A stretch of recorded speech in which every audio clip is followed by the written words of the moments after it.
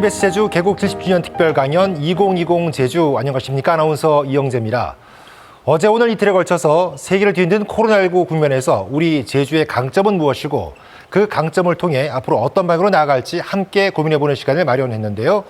오늘 강연 역시 어제와 마찬가지로 비대면 방식으로 진행이 되겠습니다. 그래서 20분의 온라인 패널 오늘도 함께 할 텐데요. 먼저 이분들과 인사를 나눠보겠습니다. 안녕하세요. 안녕하세요. 네, 반응 좋습니다. 오늘도 활약 기대하겠습니다. 직접 못 뵈는 대신 오늘도 큰 반응 기다리고 있겠습니다.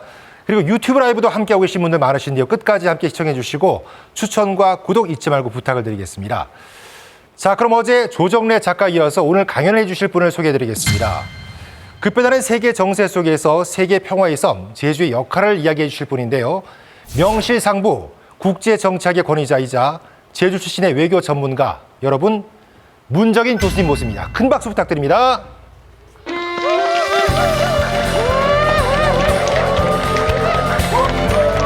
안녕하십니까. 안녕하세요.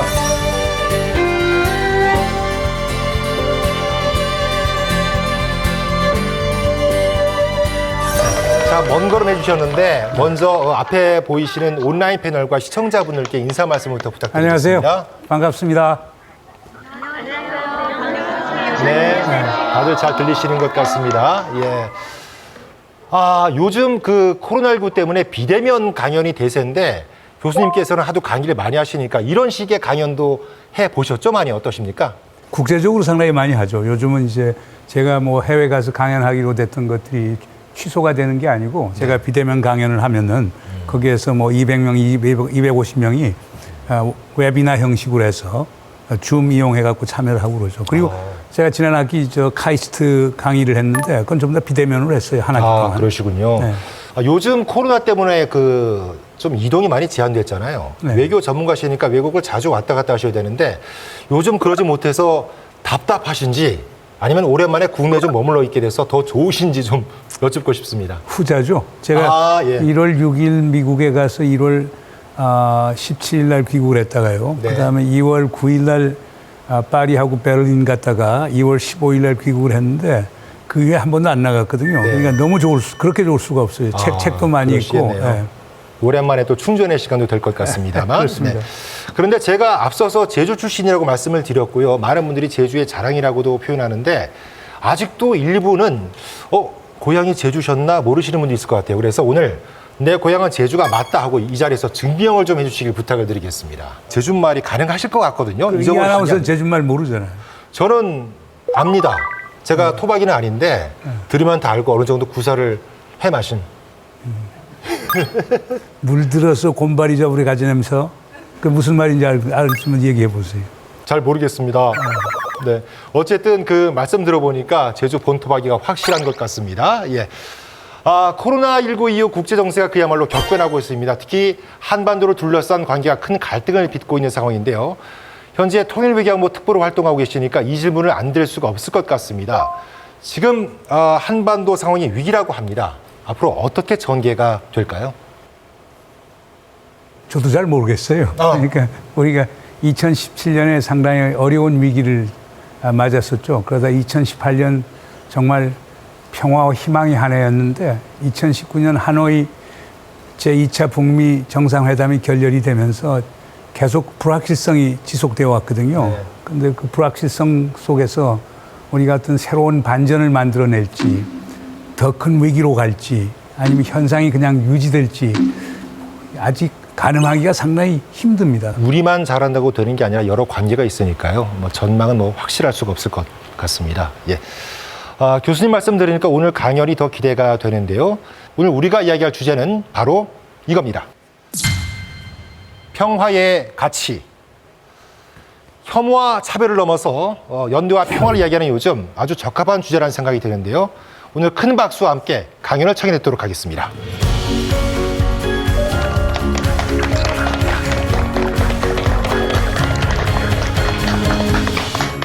WHO는 세계적인 대유행, 이른바 팬데믹을 선언했습니다. 유럽 대륙은 결국 빗장을 걸어 잠글 태세입니다.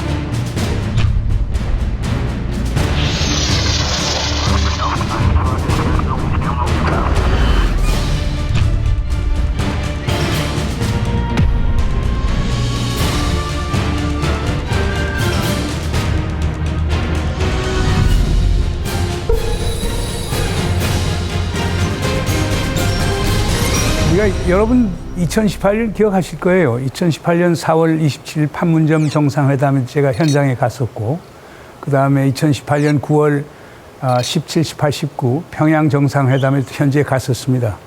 그때는 정말 한반도의 비핵화가 이루어지고 평화가 오는 거구나 하는 걸 느꼈습니다. 왜냐하면 판문점 선언과 평양 선언에 의해서 그걸 문서로 두 정상이 담보를 했기 때문에 이제 평화가 오는구나 생각을 했죠. 종전선언이 이루어지고 그 다음에 정전협정이 평화협정으로 바뀌어지고 그러면서 우리가 전쟁이 위협 없는 한반도 만드는 것 아니냐 이런 생각을 많이 했었죠. 그러나 2020년 이 현 시점에서는 참 어려운 것 같아요. 거기에다 우리가 더 큰 또 위협에 직면하고 있죠. 코로나19, 코비드19라고 하는 자연이 준 위협에 당면하고 있습니다. 그건 우리 혼자만의 위협이 아니고요. 전 세계민들에게 주는 위협이죠. 그 위협은 우리의 인간 안보를 지금 위협하고 있는 것이죠. 지구촌 안보를 위협하고 있는 거죠. 그러나 우리는 두 개의 위협에 직면하고 있습니다. 하나는 코비드19가 가져오는 생물학적 위협, 우리 한민족 생명 공동체에 대한 위협이라고 하는 게 하나가 있고, 다른 하나는 언제 폭발할지 모르는 아주 위태로운 한반도의 전통적 안보 위기가 있습니다. 그건 군사 안보라고 얘기를 할 수 있겠죠. 군사 안보에 대한 위협은 남과 북, 위정자, 사람들이 만들어낸 위협들이에요. 이것을 어떻게 극복할 것인가라고 하는 것은 상당히 큰 문제인 것 같아요. 그러면 군사 안보에 대한 위협을 우리가 어떻게 극복할 수 있는가? 뭐 간단해요. 그러니까 전쟁이 없어지면 되는 거거든요. 전쟁이 없으려고 하면 어떻게 해야 되느냐? 평화를 만들면 되는 겁니다. 바로 그런 이유 때문에 평화가 우리에게 과거 어느 때보다 절실한 것 아닌가 생각이 됩니다. 평화라고 하는 것은 아주 소극적으로 얘기를 하면은 전쟁이 없는 상태, 전쟁의 부재를 보통 얘기를 해요. 그러면 전쟁이 없는 상태는 어떻게 만들어내는가? 하나는 군사적 억제력을 갖는 거죠. 그래서 상대방이 우리를 함부로 치지 못하게, 우리를 먼저 선제 공격을 하면 우리가 보복 반격을 통해서 상대방을 초토화시킬 수 있다라고 하는 그런 인식을 가지면 상대방이 우리를 못 치거든요. 그러면서 불안한 평화가 유지가 되는 거죠.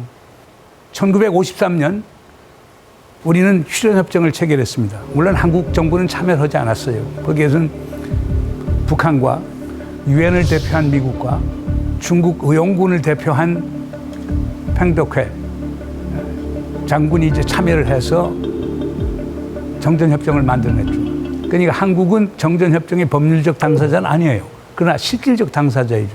그러나 이런 정전협정을 통해서 뜨거운 전쟁을 중단시킬 수도 있겠죠. 그러면 53년 이후 지금까지 큰 군사적 충돌이나 전쟁은 일어나지 않았거든요. 그런데 그것도 어떻게 보면 평화죠. 그러나 불안정한 평화, 지속 가능하지 않은 평화를 보통 얘기하는 겁니다.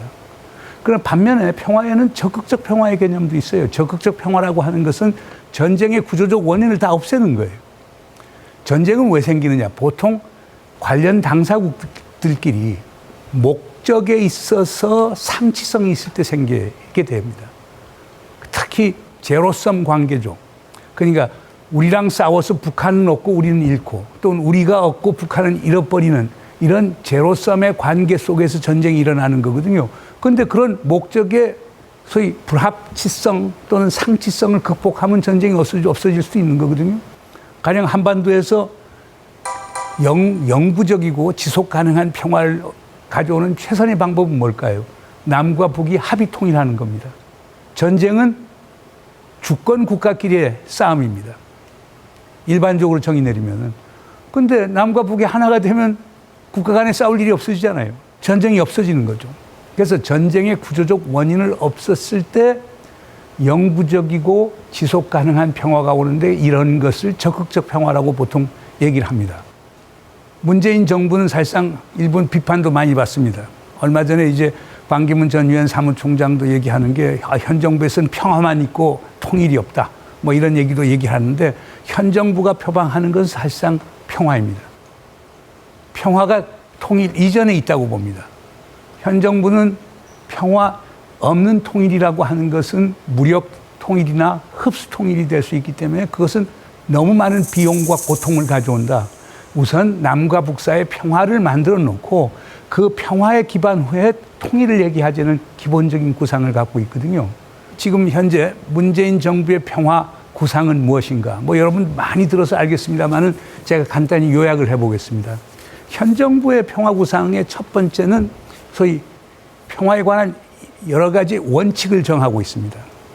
첫 번째, 우선 목표는 뭐냐? 현 정부 평화 구상 정책의 가장 큰 목표는 결국에 핵무기 없는 평화롭고 공동 번영하는 한반도를 만들자는 게 목표입니다. 그 목표 달성을 위해서 몇 개의 원칙을 제시하고 있죠. 그 첫 번째 원칙이라고 하는 것은 결국에 뭐냐? 소위 평화 우선론입니다. 전쟁 불가론입니다. 어떤 조건 하에서도 전쟁은 수용할 수 없다. 전쟁은 너무나 많은 고통과 비용을 치른다. 6.25 하나면 충분하다. 이게 기본적인 겁니다. 그래서 평화 우선주의, 그 다음 전쟁 거부론입니다. 두 번째로는 비핵화의 원칙입니다. 핵을 가진 북한과 우리가 평화 공존할 수 있는가? 현 정부는 그게 불가능하다고 봅니다. 비핵화가 있어야 한반도의 평화가 오는데 비핵화와 평화를 동시에 병행 추진하자고 하는 게 기본적인 목표입니다. 그리고 현 정부는 1992년에 채택된 한반도 비핵화 선언을 준수하고자 합니다. 남과 북 모두가 핵을 갖지 않는 그런 한반도를 만들자라고 하는 게 두 번째 원칙입니다.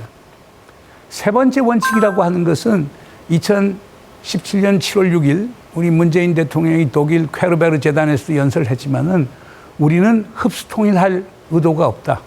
우리는 북한의 체제를 변화할 의도가 없다. 북한을 있는 그대로 보겠다. 단 우리랑 대화하자. 교류 협력하자. 그래서 평화 공존의 길로 나가자. 이게 세 번째 원칙입니다. 네 번째라고 하는 것은 평화라고 하는 것은 공동 번영을 위한 필요 조건으로 보는 거예요. 그러니까 쉽게 얘기해서 불안정한 평화라도 있지만 거기에서 남북이 교류를 하게 되면은 거기에서 남북 공동 번영의 기반을 만들게 되고 그 공동 번영의 기반이 만들어지면 이것이 바로 다시 더 큰 평화를 가져온다고 보는 겁니다. 그래서 공동 번영이라고 하는 경제적 변수를 통해서 평화의 새로운 돌파구를 마련하자라는 게 네 번째 원칙입니다. 다섯 번째 원칙은 국제 공조 원칙입니다. 한반도의 운명은 우리가 결정하지만 그러나 미국, 중국, 러시아 또는 국제사회와 긴밀한 협력과 공조 없이는 한반도의 평화와 번영을 가져오기 힘들다. 한반도의 비핵화를 가져오기 힘들다. 이게 현 정부가 얘기하는 평화의 다섯 번째 원칙입니다. 그럼 현 정부는 어떤 전략을 갖고 있을까요? 저는 네 가지로 요약을 한번 해봅니다. 첫째 전략은 평화 유지 전략입니다. 영어로 그걸 피스키핑이라고 하는 겁니다. 남과 북은 지금 군사적 대치 관계에 있습니다. 언제 우발적 군사 충돌이 일어나서 그것이 확전될지 모릅니다. 그것을 막는 게 지금 현 정부의 가장 중요한 정책 중에 하나입니다. 지금 북이 핵무기를 가졌다라고 그러는데 우린 지금 핵무기가 없지 않습니까? 그래서 우리가 한 게 뭡니까? 미국하고 확장 억지라고 한 전략에 합의를 해서 미국의 해구산을 우리가 수용하는 그런 전략을 펴고 있단 말입니다. 그러니까 결국 한미동맹을 하고 연합전력을 강화시켜 나가고 주한미군을 유지하고 하는 이 모든 것들이 엄격한 의미에서는 전쟁의 우발적 발생을 막고 한반도에 소극적이나마 불안한 평화를 유지하려고 하는 그런 평화 유지 전략인 겁니다. 두 번째 전략이라고 하는 것은 피스메이킹, 평화 만들기 전략입니다. 우리가 지금 남북한 간의 군사적 억제력을 갖고 힘의 균형을 갖고 계속 대치해 나가면은 우리는 영구적으로 미국과의 동맹에 의존을 해야 되고 한반도의 안보는 지속이 될 거, 안보 딜레마는 지속이 될 거거든요. 그래서 이걸 영속적 안보 딜레마라고 하는데 이 상황인데 이렇게 우리가 살 수는 없다. 그러니까 남북이 조금 더 평화를 향한 방향으로 좀 나가자. 남북한 간에 긴장을 완화하고 신뢰를 구축하기 위한 일련의 합의를 하고 그리고 북한이 비핵화의 진전을 보게 되면은 자연히 종전선언도 채택을 하면서 한반도 평화체제를 만들자. 한반도 평화체제가 만들어지게 되면 엄격한 의미에서 북한의 핵 문제는 사라져야 되겠죠. 그러니까 이런 과정을 피스메이킹이라고 얘기를 합니다. 세 번째 전략은 평화 경제 전략입니다. 남쪽과 북쪽의 남북 사이의 경제적 협력을 많이 해서 남측 기업인들이 북에 많이 들어가고 또 북쪽 사람들도 남쪽에 오고 이런 식으로 해서 경제 교류 협력이 활성화되고 이게 더 나가서 남북한 간의 경제 공동체가 구축이 되면은 전쟁할 일이 별로 없어지지 않습니까? 경제 교류 협력 통합을 통해서 얻는 이익이 더 크기 때문에 군사적 충돌을 할 가능성은 상당히 적다고 보는 거거든요. 그리고 마지막에 전략이라고 하는 것은 우리가 주도적 외교를 해야 되겠다. 그러니까 주도적 외교라고 하는 건 뭐냐면 우리가 항상 얘기하는 게 뭐 한국은 미국과 북한 사이의 샌드위치가 됐다. 미국과 중국 사이의 샌드위치가 됐다. 코리아 패싱, 한국 제끼기, 움직임이 강대국에 의해서 보인다. 북한도 통미봉남, 남쪽을 봉쇄하고 미국하고 통해가겠다는 북한의 전략이 보이는데 이게 전부 다 한국을 외교적으로 고립시키고 외교적으로 방기하려고 하는 전략들 아니냐라고 하는 건데 아마 문재인 대통령은 이거에 대한 그 걱정이 많은 것 같아요. 그래서 우리의 운명은 우리가 주도해 나가자. 그걸 한반도 운전자론이라는 얘기를 하는데 어떤 분들은 그렇게 합니다. 한반도 운전자론 그 되기나 할성 싶냐라고 비판을 하는데 저는 그분들 이해가 안 돼요.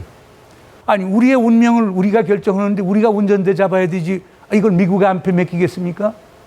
중국 앞에 맡기겠습니까? 일본 앞에 맡기겠습니까? 심지어 북한 앞에 맡기겠습니까? 그건 불가능한 일이죠. 우리의 운명을 결정할 때 우리가 운전대를 잡아야 된다. 우리가 죽는 한이 있더라도. 그건 상식 아닙니까? 이런 이제 전략을 갖고 하는데 현실 쪽에 지금 어느 정도 되느냐 어려움이 많죠. 제가 볼 때는 평화 유지는 잘한 것 같아요. 우리가 뭐 국방비도 거의 매년 8% 증액을 하고 뭐 최첨단 무기도 많이 사오고 한미 동맹도 지금 굳건히 하고 있고 한미 연합 군사훈련과 연습도 규모는 축소가 됐지만 계속 지속하고 있고 그래서 북에서 우리에 대해서 지금 불평불만이 많은 거거든요. 그러니까 평화 유지는 잘 되는데 평화 만들기는 진전이 하나도 없어요. 판문점 평양선언 다 합의를 했는데도 불구하고 비핵화의 진전이 없으니까 그것도 지금 정체가 된 상황이죠. 그다음에 평화 경제 같은 것도 하려고 했지만 국제 제재가 그냥 남아 있으니까 국제 제재를 우리가 무시하고 남북 경제 협력을 할 수 없는 게 현실이거든요. 그러니까 평화 경제도 하나 되는 게 없는 거예요. 주도적 외교는 2018년 같은 경우는 우리가 주도적 외교를 했죠. 그러나 북미 관계가 어려워지면서 우리의 주도적 외교의 공간도 그만큼 줄어들었어요. 그러나 하여간 현 정부는 남은 임기 동안에 뭔가 만들어 보겠다고 그러는 거죠. 지금까지 이렇게 평화의 담론에 대해서 이제 쭉 얘기를 해봤는데 평화하면은 생각나는 게 뭡니까? 제주거든요. 요즘은 덜 그렇지만 얼마 전까지만 해도 우리가 칼을 타거나 아시아나를 타면은 그 스튜어디스들이 내거는 그 멘트가 세계 평화의 섬 제주에 오신 것을 환영합니다는 말부터 나왔거든요. 그러니까 제주하면 평화의 섬이라고 하는 일종의 그 연상어가 구축이 됐다고 해도 과언이 아니죠. 2005년 1월 27일 당시 노무현 대통령께서 우리 제주지방정부와 시민들의 요구를 받아들여서 제주를 세계 평화의 섬으로 선포를 했어요. 아마 한국 역사상 대한민국의 특정 지역을 세계 평화의 섬 또는 평화지대로 선포한 것은 처음 있는 일이었죠. 그러면 이제 제주의 평화의 섬이라고 하는 게 그럼 그때부터 시작이 된 건가? 그건 아니에요. 사실상 제주의 평화의 섬에 대해서는 제가 지적 소유권을 갖고 있는 사람인데요. 제가 기억하기는 1991년 4월 18일 날 당시 노태우 대통령이 고르바초프 그 소련 그 당서기하고 정상회담을 제주에서 했습니다. 그러니까 그게 아마 제주에서 했던 최초의 가장 큰 국제적인 정상회담이었죠. 그런데 그 당시에 재민일보 편집국장을 제 고등학교 선배였던 송상일 그 재민일보 편집국장이 저한테 전화를 하셨어요. 그러니까 제가 그때 미국의 켄터키 대학이라는 데서 제가 교편을 잡고 있을 텐데 거기 시작하고 새벽 4시인가 전화가 왔어요. 그냥 아마 그 송상일 선배께서 시차를 아마 파악하지 못하고 같은 오후 시간 된 줄 알고 저한테 전화를 했는데 저보고 야 이게 노태우 고바초프 정상회담을 하는데 문 박사 당신이 저 실론을 하나 좀 써라. 그래서 제가 실론을 썼죠. 그 실론에 쓴 거는 뭐라고 썼느냐. 참 좋은 기회다. 앞으로도 제주가 정상들 간의 그 정상회담이 자주 열리는 스위스의 제네바와 같은 그런 국제도시가 됐으면 좋겠다. 국제 분쟁에 대한 중재를 하고 하는 것들이 전부 제네바 중심으로 이루어지는데 제주도 이 기회에 평화의 섬이라고 선포를 해갖고 그런 것들을 가져온다라고 하면 상당히 의미가 있는 것 아니냐. 제가 그런 식으로 썼어요.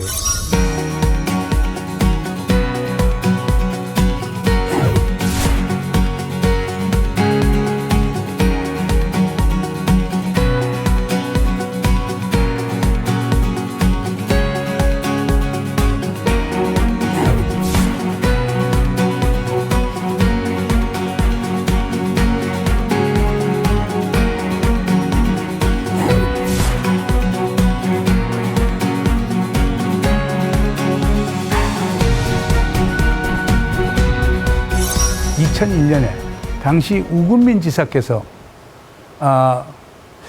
이거 제주 평화의 섬 이렇게 말로만 할 게 아니고 큰 국제적 행사를 한번 해보자. 그래서 2001년에 제1회 제주 평화 포럼이라는 걸 시작을 했습니다. 그때 아주 친절하게도 김대중 대통령께서 직접 오셨어요. 그리고 그때가 6.15 1주년을 맞는 행사를 했었는데 김대중 대통령이 제주에 그 회의에 오시니까 국제적인 언론의 주목이 너무 컸었어요. 그리고 미국에서는 윌리엄 페리 전 국방장관도 오고 도널드 그렉 전 주한미 대사도 오시고 이렇게 해서 제주 같은 지역 지방자치단체가 하는 행사 중에서는 정상급 행사가 된 거예요. 아무튼 간에 이 제주 평화의 섬이라고 하는 게 그렇게 시작이 됐고 그게 제주 포럼이라고 하는 것을 만들어냈고 제주 포럼을 중심으로 해서 결국에 움직이기 시작했는데 그러나 제가 개인적으로 지금 느끼는 것은 노무현 대통령이 제일 관심이 많으셨어요. 왜냐하면 그분께서는 기본적으로 4.3 때문에 제주도민들이 많은 고생을 했다. 그래서 사실상 3회 제주 포럼일 때일 거예요. 그러니까 2003년 10월 30일 날 중문에서 이제 제주 평화 포럼을 했는데 그때 노무현 대통령께서 오셔서 오전에 제주 평화 포럼에서 소위 기조 강연을 하시고 점심 때는 그 행사에 참여를 하지 않고 제주시 와서 라마다 호텔에서 4.3 유족 대표들 만나면서 연설을 하면서 결국에 우리 국가 공권력의 남용에 대해서 국가 차원의 공식 사과를 했는데요.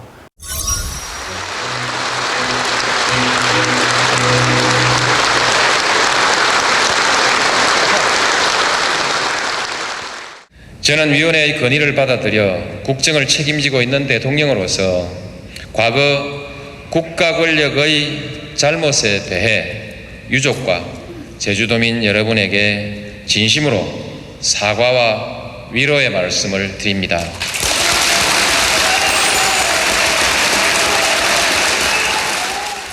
그때 마침 이제 제가 또 노무현 대통령 당시에 동북아 시대위원회를 했는데 위원장을 맡고 있었어요. 그래서 우리는 대한민국의 중장기 국가 전략을 만드는 그 역할을 해왔었는데 그래서 그때 이제 기본 개념이 대한민국을 거점 국가로 만들자. 그래서 물류의 거점 국가, 금융의 거점 국가, 아이디어의 거점 국가 뭐 이런 논의들이 있었는데 거기 제가 하나를 더 넣었습니다. 하나를 더 넣은 게 결국 뭐냐. 제주도를 동북아의 평화 거점으로 만들자. 그런 평화 거점 논의 속에서 그 세계 평화의 섬 제주라고 하는 게 탄생을 했다고 말씀드릴 수가 있습니다. 이런 배경 속에서 제주 평화의 섬이라는 게 이제 탄생이 된 거예요. 그럼 제가 제주 평화의 섬이 기본 구상은 그래요. 이제 하나는 제주를 국제도시라고 하는데 결국에 국제회의 도시 만들자. 국제회의 도시 중에서도 평화와 관련된 회의를 많이 유치하면은 정상회담, 강요회담 이런 걸 유치하고 그 다음에 동북아의 분쟁을 해소하고 분쟁을 중재하는 이런 회의들을 많이 하게 되면은 제주도가 자연히 평화의 중심 거점이 될 수 있는 것 아니냐. 요게 이제 핵심 중에 하나였죠. 그래서 컨벤션 산업, 소위 국제회의 산업이 들어와야 되고, 그러면 제주 평화의 섬하고 거기서 소위 시너지 효과를 내면서 잘 될 것 아니냐라고 하는 구상이 하나 있었고요. 두 번째로는 기본적으로 제주가 평화의 거점이 되려고 하면 제주에서 평화와 관련된 아이디어들, 지식이 많이 나와야 되겠다. 그러려고 하면 연구소 같은 게 하나 있어야 되겠다. 그래서 만든 게 제주평화연구원이었어요. 한반도 동북아 더 나가선 전 세계에까지도 평화의 담론을 주도하고 평화에 대한 새로운 소위 해결책과 대안들을 내놓는 그런 연구원을 하려고 하는데 지금 그게 이루어지고 있지 않은 게 상당히 아쉬운 점이 있습니다. 세 번째 저희들이 생각한 거는 평화의 전시. 그게 지금 제주 평화센터라고 해서 중문에 있는데 결국 평화에 대한 전시와 교육의 기능. 이게 제주 평화의 섬의 또 다른 중요한 기능 중에 하나입니다. 마지막으로 제주 평화연구원 또는 제주 평화의 섬이라고 하는 것은 제가 원래 구상할 때는 그렇습니다. 그 제주 평화연구원도 있지만은 4.3 평화연구소가 있고 그러니까 제주 평화연구원은 기본적으로 연구 기능을 많이 하고 그 다음에 4.3 평화연구소는 그 뿔풀이 평화운동과 교육 같은 걸 전담을 하고 그 다음에 제주 평화센터에서는 평화에 대한 전시를 하고 그 다음 총괄적으로는 제주도에서 가급적 많은 국제회의 그것도 평화 안보와 관련된 국제회의를 많이 개최하는 게 좋겠다.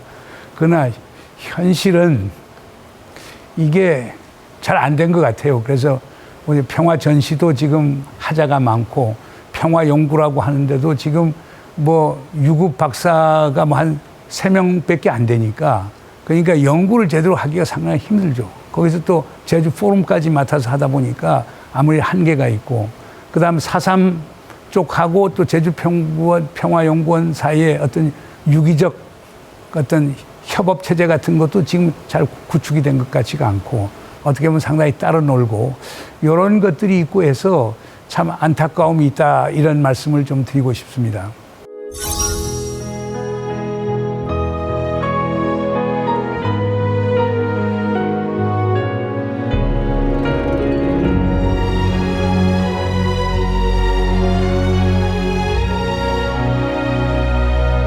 그러면 자, 이런 현실 속에서 우리는 무엇을 해야 할까요? 저는 이렇게 생각합니다. 우선 제가 제주의 평화의 섬을 제안을 할 때는 두 가지 이유 때문에 제안을 했어요. 하나는 제주도는 어느 다른 지역도 갖지 않는 평화의 원초적 정형을 갖고 있는 지역이다. 왜? 산무정신이 그렇다. 결국에 뭐냐? 도둑이 없다라고 하는 것, 위협이 없다는 걸 얘기하는 거다. 거지가 없다는 것은 착취가 없다는 걸 얘기하는 거다. 대문이 없다는 것은 그 사회가 얼마나 안전한 공동체라는 걸 보여주는 것이다. 그러면 위협이 없고 착취가 없고 안전한 공동체, 이거 이상의 평화의 원초적 모습이 어디 있겠습니까? 그래서 그런 점에서 제주는 평화를 말할 자신이 있다.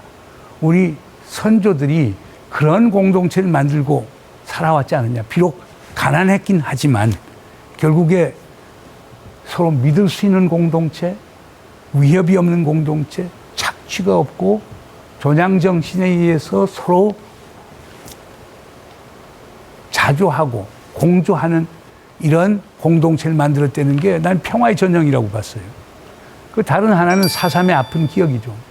우리가 4.3이라고 하는 게 뭐 여러 가지 해석들이 많습니다만은 뭐 냉전이 가져온 비극이다. 한반도 분단과 이념 대결이 가져온 비극이다. 제주 사회의 분열이 가져온 비극이다.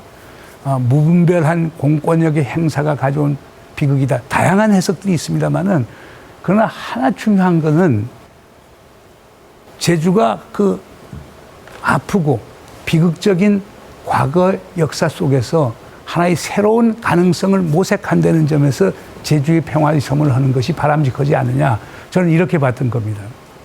자, 그럼 이렇게 제가 생각을 해서 제주의 평화의 섬을 제가 제안을 했었는데 지금 어떻게 우리가 나가야 할까요?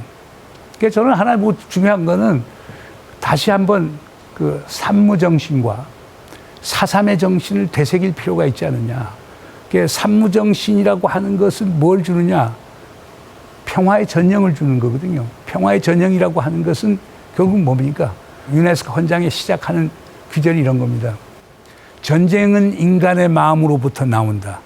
인간의 마음 속에 평화의 방벽을 만드는 것이 절박하다. 이렇게 나와 있어요. 우리가 산무라고 하는 것을 체계화시키고 그것을 하나의 평화의 문화의 전형으로 만들 수 있다라고 하면 그 국제적으로 공유할 수 있는 거거든요. 또 우리가 4.3이 참 어려운 거였는데 어떻든 제주사회에서 극복을 했습니다. 그거에 4.3으로부터 가졌던 모든 소위 질시와 반목과 이걸 극복해놓고 지금 치유와 통합의 새로운 제주를 최근에 보여줬습니다. 이 두 가지라고 하는 것은 평화의 문화를 만드는 가장 중요한 자산이 될 수 있다고 보니까 이런 것들 열심히 개발해서 이것을 체계화시키는 작업이 필요하다는 그런 느낌이 들고요. 두 번째로는 제주 같은 경우는 뭡니까? 이미 평화에 관한 비교 우위가 있어요. 노무현 대통령이 제주도를 제일 먼저 평화의 섬으로 지정을 해줬잖아요. 그런데 우리는 그 비교 우위를 잘 활용하지 못했다. 지금 강원도도 평창 평화 포럼 만들고 강원도 접경 지역을 평화지대화 만들겠다. 파주도 그렇게 하겠다. 경기도는 DMZ 평화 포럼 만들고 이재명 지사가 하여간 경기도에 모범적인 평화지대를 만들겠다. 서울시까지도 서울 평화 포럼 오는 10월에 시작을 해요. 우리는 시작을 1991년 시작해서 2005년에 대통령이 세계 평화의 섬을 선포를 했단 말이에요. 그러면 이미 15년 전, 길게는 30년 전에 시작을 한 것들이 전혀 진전이 없거든요. 그래서 다시 한번 아직까지도 비교 우위는 제주에 있다. 그 비교 우위라고 하는 것은 평화의 섬이라고 하는 제도적 장치가 심지어 법률적으로 남아 있으니까 요걸 잘 활용할 필요가 있지 않느냐 이런 의미도 듭니다. 세 번째로는 제주 평화 포럼이 해비치 호텔에서 열렸어요. 그때 노무현 대통령이 임기 말기인데 오셔서 어떤 제안을 했느냐. 제주 프로세스라고 하는 걸 했으면 좋겠다. 그러면 제주 프로세스는 뭘 의미하느냐. 1973년, 그냥 69년부터 시작해서 75년까지 한 4, 5년에 걸쳐서 협상을 해서 얻어낸 유럽의 긴장 완화 신뢰 구축 조치를 헬싱키 프로세스라고 그래요. 당시 노무현 대통령께서는 그 헬싱키 프로세스에 대한 것을 많이 연구를 해서 제주가 중심이 돼서 그런 프로세스를 동북아에도 만들면 어떠냐. 그래서 그걸 제주 프로세스라고 해서 제주가 한번 맡아서 해봐라. 얘기했는데 그 후에 진전이 없었죠. 물론 제주 프로세스라고 하는 것을 제주도가 중심이 돼서 할 수는 없지만은 제주평화연구원, 제주도에서 이제 평화를 연구하고 리드하는 분들, 그리고 시민단체들이 힘을 합쳐서 한다라고 하면은 저는 가능하리라고 봅니다. 마지막으로 얘기하고 싶은 건 요즘 경제가 안 들어가면 안 되니까 문재인 대통령이 그런 얘기를 했죠. 평화가 경제다라고 얘기하는데 저는 동의하는 부분이 있어요. 지금 제주를 평화의 섬으로 만들었다. 많은 분들이 그래요. 제주 평화의 섬에서 우리 얻은 게 뭐라? 그냥 빛 좋은 게살구지라고 하는데 저는 그렇게 생각하지 않습니다. 평화 이상의 좋은 브랜드가 어디 있습니까? 우선 우리가 옛날에 비행기 타고 타서 세계 평화의 섬 제주에 오신 것을 환영합니다. 기분 얼마나 좋습니까? 제주가 평화의 섬이구나. 많은 사람이 물어요. 왜 제주를 평화의 섬이라고 하지? 그래서 제가 설명을 해줘요. 근데 이런 것들이 상품화가 된다고 생각해 보세요. 그러니까 예를 들어서 지금 제네바 모든 사람들이 가고 싶어 하는 곳이거든요. 가령 오슬로, 스톡홀름 이런 데들 사람들이 거기 하면 그 도시들은 평화하고 관련이 있지. 그건 바로 평화가 관광 자원화가 될 수 있다는 걸 얘기하는 거거든요.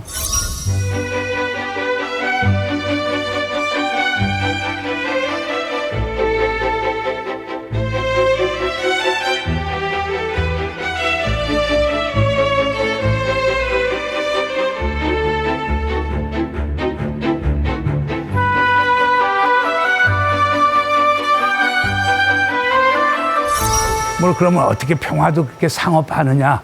너무 상업적이다. 천민자본적인 거라고 얘기하겠지만 저는 그렇게 생각하지 않습니다. 상당히 고상한 겁니다. 평화를 상품화시킬 수 있다면, 그리고 사람들 마음속에 평화의 문화를 깊게 각인시킬 수 있다라고 하면 그 이상 좋은 게 어디 있습니까? 그건 장사도 하면서 교육도 하면서 공감의 영역을 확장시켜 나가는 거거든요. 그래서 그런 점에서는 저는 평화라고 하는 게 우리의 새로운 경제적 자산이 돼야 될 것 아니냐 생각이 됩니다. 이제 결론적으로 말씀드리면 그렇습니다. 평화를 얘기할 때 우리가 보통 얘기하는, 특히 이제 보수적인 분들이 얘기할 때는 로마 시대의 군사 전략가 플리비우스 베게티우스라고 하는, 베게티우스라는 사람의 말을 많이 꺼냅니다. 베게티우스는 어떤 얘기를 하느냐면 평화를 원하거든 전쟁을 준비하라 또는 전쟁을 대비하라 이거예요. 그런데 저는 이렇게 생각합니다. 유럽은 우리하고 좀 다르다. 유럽의 역사는 전쟁의 역사입니다. 평화는 드물었고 전쟁은 잦았습니다. 전쟁이 규칙이었고 평화는 예외였습니다. 이런 데서는 이런 주장이 가능할 거라지 모를 거예요. 그러나 우리가 과거 5,000년 우리 한반도의 역사를 보면 유럽에 비해서는 그렇게 전쟁이 많이 일어나는 편은 아닙니다. 그렇기 때문에 이런 거는 좀 바꿔서 정말 평화를 원하면 평화를 준비할 필요가 있지 않느냐. 그렇지 않습니까? 평화를 위한다고 전쟁을 준비하면 군비가 증강이 되고 강압 외교를 하게 되고, 그러면 군비 증강과 강압 외교의 악순환이 생길 것 아닙니까? 그러면 결국에 갈등은 더 증폭이 되는 것 아니겠습니까? 그래서 제가 볼 때는 평화를 원한다면 평화를 준비하라 라고 저는 여러분들에게 강조하고 싶습니다. 평화의 주인은 여러분입니다. 깨어있는 시민들만이 평화를 만들 수 있습니다. 아둔한 시민들이 모여 사는 세상에는 전쟁이 너무 쉽게 일어납니다. 그냥 눈을 부라리고 정신이 바짝 든 그런 시민들이 위정자들을 바라보고 지킬 때 저는 평화가 온다고 봅니다. 저는 깨어있는 시민 여러분들 좀 믿습니다. 감사합니다.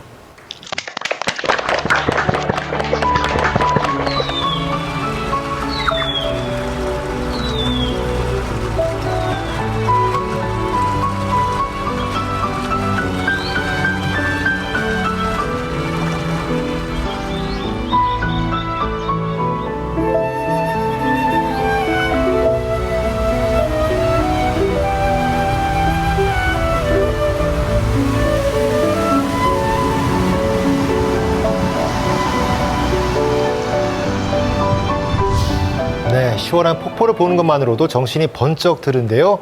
제주, 나아가 세계 평화의 미래도 앞으로 이렇게 시원하게 열렸으면 좋겠습니다.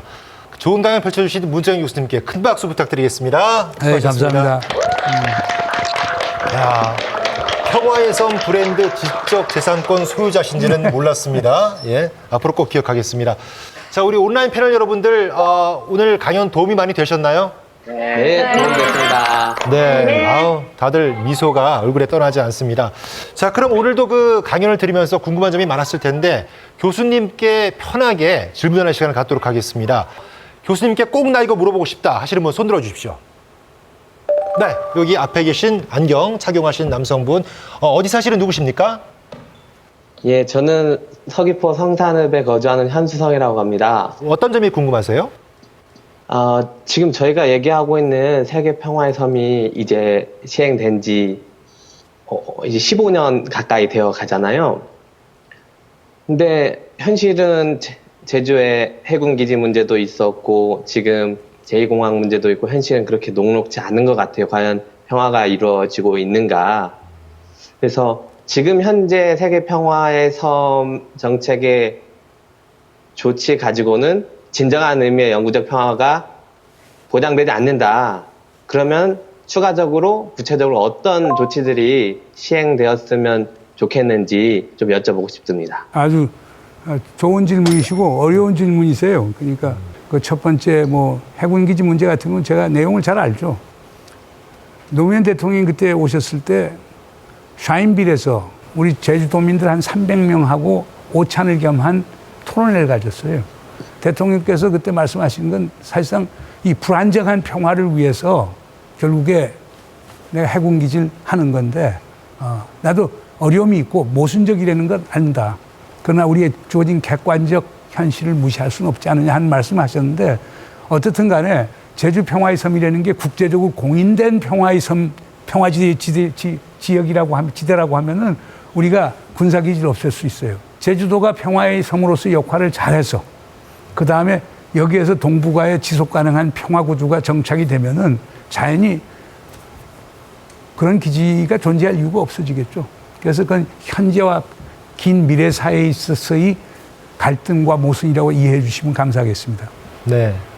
자, 두 번째 질문 받아보도록 하겠습니다. 질문 있으신 분 손 들어 주십시오. 예, 역시 안경 착용하신 자기소개 부탁드립니다. 네, 반갑습니다. 제주도 1도 2동 거주하는 김명환입니다. 네, 북한에 대해서 질문을 드리고 싶은데요. 네, 김정은 정권은 경제 봉쇄의 상황에서도 미사일 발사와 핵무기 실험을 멈추지 않고 있습니다. 저는 이 상황을 보면서 더욱 강력한 경제 봉쇄를 통해 북한 경제가 스스로 말라 비틀어지도록 하는 것만이 현 상황에서의 유일한 대안이라고 생각을 하는데요. 이러한 상황에서 교수님께서는 어떤 대북 정책을 제안하시겠는지 질문을 드리고 싶습니다. 북한을 계속 제재하고 봉쇄를 하면은 북한이 손들고 나올 것 아니냐. 지금 북한에 대한 제재는 정확하게요. 1950년부터 시작이 됐어요. 최근에 와서 더 강화가 됐죠. 많은 사람은 그랬어요. 지금 특히 2016년 이후에 유엔 안보리에서 5개의 제재 결의안을 채택했는데 저러면 손들고 나온다고 봤거든요. 아직까지 손들고 나오지 않아요.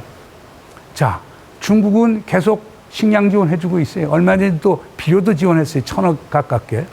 뭐 쌀도 작년에 60만 톤, 금년에 한 60만 톤. 그러면 북에서 매년 모자라는 게 100만 톤이 안 되거든요. 그 다음에 러시아에서도 또 쌀 지원을 해주고 있어요. 그리고 쌀 지원이라든가 생필품 지원은 유엔 안보리 제재 결의안이 저촉이 되지 않아요. 그래서 제가 드리는 말씀은 전 세계가 북한에 대해서 제재를 하고 봉쇄를 한다면 북한이 망할 수 있겠죠. 근데 그 안 하는 국가들, 그건 유엔 안보리 제재 결의안에 허용되는 범위 하에서 북한에 대해서 인도적 지원하는 것, 그걸 어떻게 막겠어요? 그리고 우리가 2차 대전 이후에 제재라고 하는 게 미국이 주로 사용하던 외교적 방법, 그걸 강압 외교의 한 방법인데 성공한 사례가 하나도 없습니다. 다 실패했습니다. 오히려 제재가 지속되면서 북한에서도 아마 지도층 인사들, 기득권 인사는 다 생존할 거예요. 가장 희생을 보는 사람들은 평범한 사람들이에요. 그 사람들이 식량이 어려워지고 생필품이 어려워지고 의료 부분에 대한 심각함이 많아지고 그렇기 때문에 저는 제재라고 하는 것이 그렇게 효과적이지 않다. 마지막으로 드리고 싶은 말은 제재는 어떤 목적을 위한 거예요. 그 목적은 뭐냐? 북한으로 하여금 핵을 포기하게끔 만드는 수단이에요. 그러면 일방적인 제재만이 해법이냐? 저는 그렇게 보지 않습니다. 제재를 전략적으로 활용할 수 있어야 됩니다. 북한이 오케이, 제재를 부분적으로 완화해주면 영변 핵시설 폐기하고 동창리 미사일 엔진 실험장과 소위 발사대 폐기하겠다. 그거 적은 게 아니거든요. 미국이 그걸 받았어야 돼요. 그 다음에 북한이 그 후에 기만 전술을 펴잖아요. 더 강화된 제재를 가하면 됩니다. 그런데 미국이 지금 주도하는 제재라고 하는 것은 경직되기가 짝이 없어요. 그러니까 제재를 위한 제재가 되고 있지 북한의 비핵화를 위한 제재가 아니에요. 현실적인 문제를 해결하기 위한 방법이 제재인데 제재 그 자체가 목적이 되고 있는 데서 어려움이 있는 거기 때문에 저는 우리 김 선생 말씀에 대해서는 제재만이 해법은 아니고 결국 외교적 협상, 대화와 외교적 협상이 있어야 될 것이고 네. 제재라고 하는 것이 무차별적인 북한 주민들에 대한 피해를 가져온다라고 하는 것도 염두에 둬야 된다. 그래서 인도주의적 위기를 지금 촉발하고 있다는 사실에도 우리가 주목할 필요가 있다고 봅니다. 알겠습니다. 안녕하세요. 저는 노용동에 거주 중인 신현경이라고 합니다. 네, 어떤 질문 있으십니까? 네, 지난 2년간 남북 관계에서도 정말 많은 일이 일어났는데요. 쉽지만은 않은 일일 거라고 생각했던 평화의 과정이었지만 근래 연락사무소 폭파 사건은 마치 과거로 회귀하는 듯한 인상과 불안을 심어주기도 했었습니다. 트럼프 대통령이 이번 재선에 실패할 경우에 대화를 통해서 평화를 구축해 나가고자 했던 우리의 노력에 어떤 영향을 줄 것이라고 생각하시는지 교수님의 의견을 여쭤보고 싶습니다. 그 볼튼의 회고록을 보면은 저는 미국에 대해서 절망적이에요. 왜냐하면 트럼프 대통령은 북한하고 딜을 하려고 그랬는데 그걸 볼튼 보좌관 같은 사람이 끝까지 가서 회방을 놓고 그것을 좌절을 시킨단 말이에요. 그럼 미국의 정책 결정이라는 게 대통령 뜻대로 되지 않고 참모들에 의해서 그것도 이념적 강도가 강한 참모들에 의해서 좌지우지가 된다라고 하면은 저는 북한의 비핵화, 한반도 비핵화, 한반도 평화 체제는 상당히 어려울 것 아니냐고 이렇게 보는 겁니다. 그래서 트럼프 대통령이 재선 여부에 관계없이 재선된다고 하더라도 얼마 정도 강한 정책적 의지를 갖고 북한하고의 딜을 만들려고 하느냐는 게 중요할 것 같고요. 가령 조 바이든이 되면은 사실상 대북 정책은 더 강경할 거예요. 그러나 이제 하나 희망적인 건 뭐냐? 과거 오바마 민주당 정부나 클린턴 민주당 정부처럼 동맹의 귀를 많이 기울일 거예요. 그러니까 한국 정부가 강하게 나갔을 때 민주당 정권에서는 우리의 주장을 수용할 수 있겠죠. 그럼 우리도 다음 정부가 한국에서도 진보 정부가 들어서고 조 바이든이 미국 대통령이 된다라고 하면 거기에는 어떤 타협의 여지는 있을 수 있다고 봅니다. 그러나 트럼프 대통령이 재선되면은 참 예측하기가 어려워요. 말씀 그대로 예측하지 못하는 게 현실인 것 같습니다. 답변이 되셨을 거라 생각을 하고요. 자, 네 번째 질문자 기다리겠습니다. 어느 분이 질문해 주시겠어요? 예. 앞에 계신 분, 하얀 옷 입으신 분이신데요. 자기소개 부탁드리겠습니다. 네, 안녕하세요. 저는 시리아에서 귀화한 아메드라고 합니다. 시리아에서 귀화한 분이신데요. 어떤 게 궁금하십니까? 네, 저는 내전 나라에서 살아온 저에게 평화는 더욱 궁금하고 소중한 건데요. 지속 가능한 평화를 위한 혹시 개인이 할 수 있는 노력이 무엇이라고 생각하시는지 여쭤보고 싶습니다. 네, 지속 가능한 평화를 위해서 개인이 할 수 있는 노력이 무엇이 있을까? 아맛은 시리아 어디에서 왔어요? 미나인 안타. 전 알레포. 알레포. 아이고 참. 네. 난 알레포 가본 적이 있어요. 정말 아름다운 고도시예요. 사람들도 아주 좋아요. 근데 지금 가장 큰 피해를 본 게 알레포예요. 네, 맞습니다.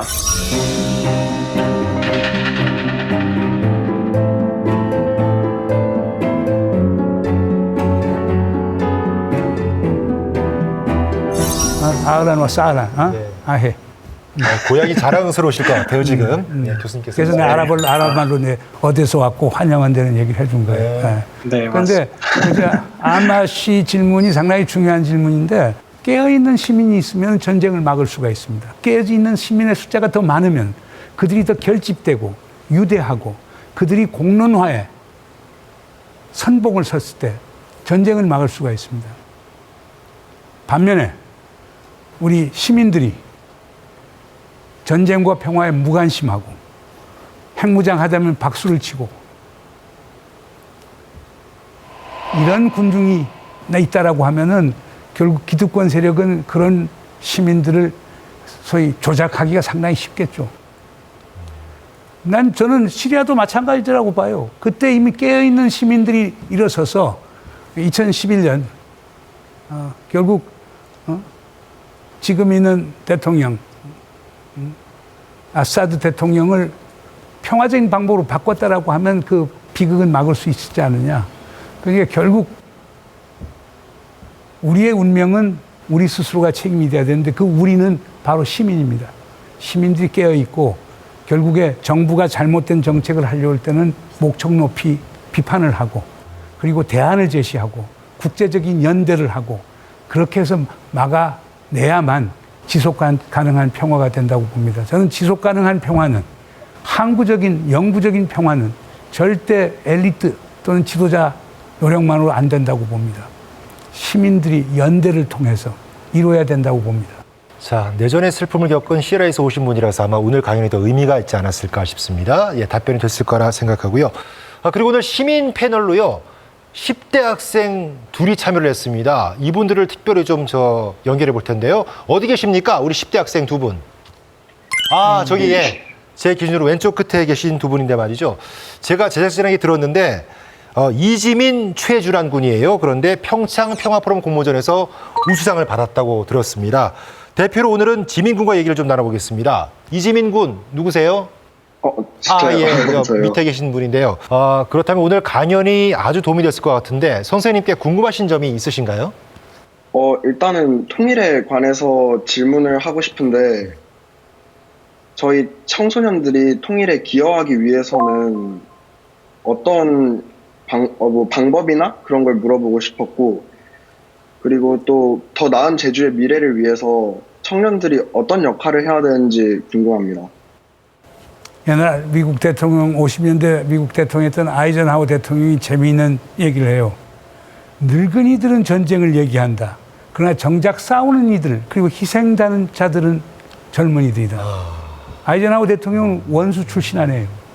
그러니까 그 2차 대전 때 유럽 연합군 총사령관을 했던 분인데 그분 얘기가 늙은이들은 전쟁을 쉽게 얘기하지만 나가 싸워서 희생되는 자들은 젊은이들이다.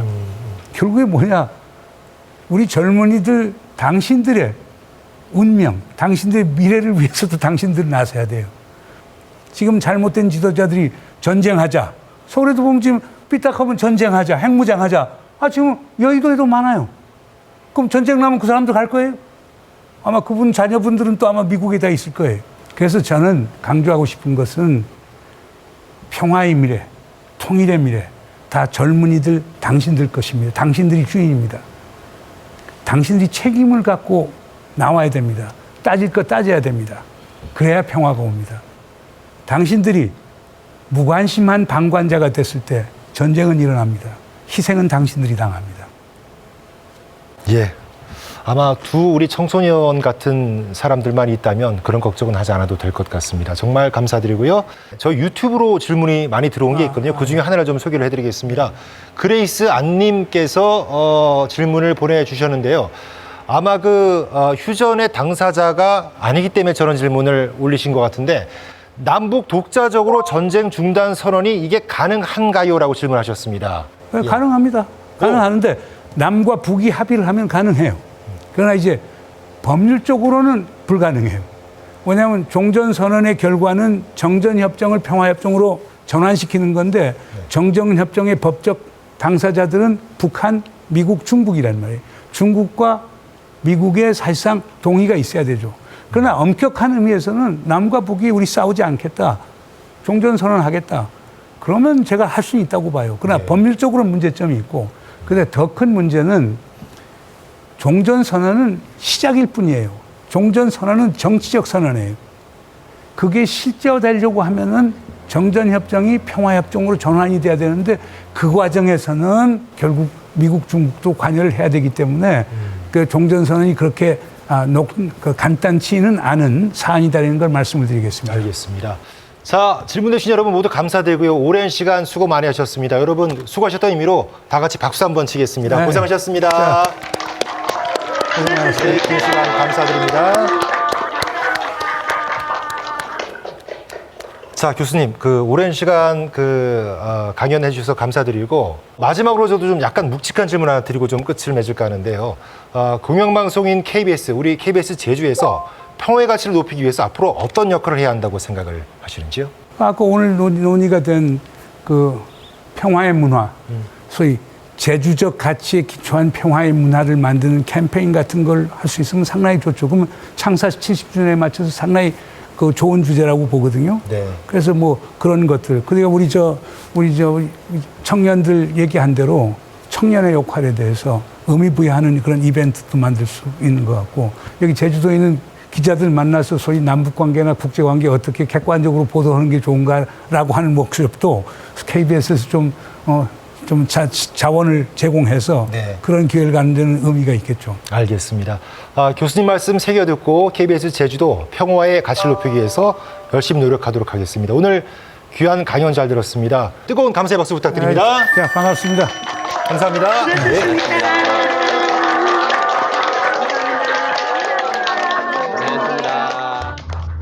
이틀에 걸쳐 진행된 KBS 제주 개국 70주년 특집 강연 2020 제주 여러분 많은 도움이 되셨습니까? 조정래 작가님과 문정인 교수님의 명강연을 듣고 우리가 제주의 내일을 위해서 무엇을 하는 게 좋을지 많은 생각하게 된 소중한 그런 시간이었습니다. 앞으로도 KBS 제주는 시청자분들의 곁에서 더 나은 제주를 위해 열심히 노력하겠습니다. 이틀에 걸쳐 펼쳐진 강연 모두 마치도록 하겠습니다. 안녕히 계십시오.